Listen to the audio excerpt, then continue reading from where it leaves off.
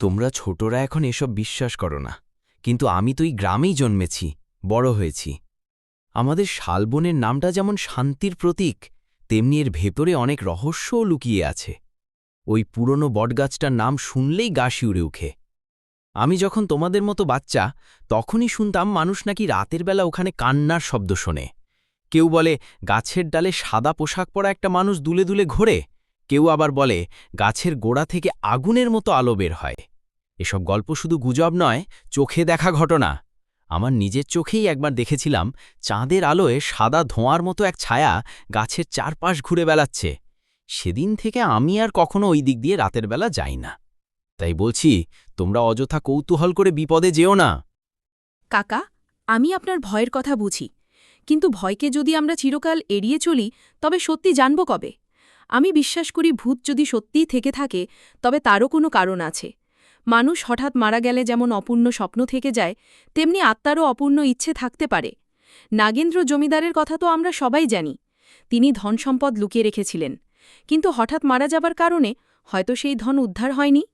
তার আত্মা যদি আজও অশান্ত থেকে থাকে, তবে সেটা জানার চেষ্টা করা আমাদের দায়িত্ব। কাকা, আপনি বলেছেন ভয়ঙ্কর ছায়া বিখেছেন, হয়তো সেটা আমাদের সঙ্গে যোগাযোগ করতে চাইছিল।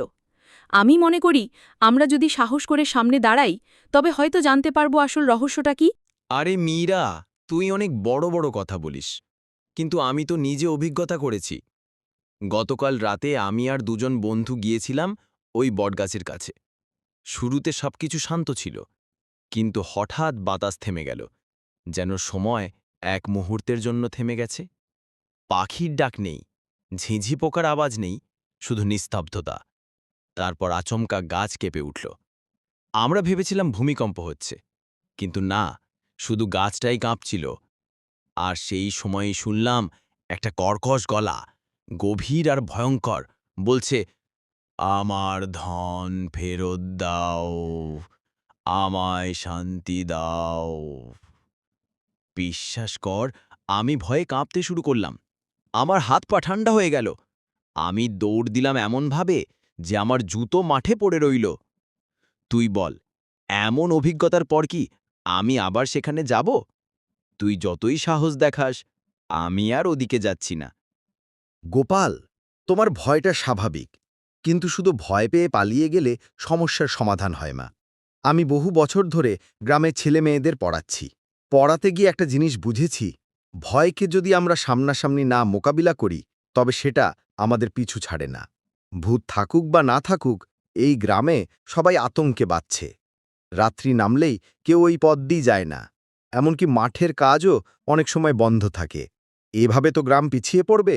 তাই আমি মনে করি আমাদের মধ্যে কয়েকজন সাহসী মানুষ এগিয়ে আসতে হবে। যদি সত্যিই ভূত থাকে, তবে জানতে হবে সে কী চায়। হয়তো কোনো অসমাপ্ত ইচ্ছে, হয়তো কোনো গোপন রহস্য। আর যদি কিছুই না থাকে, তবে অন্তত গ্রামের ভয় কেটে যাবে। আমার কথা হলো, আজ রাতেই আমরা মশাল হাতে সেখানে যাব।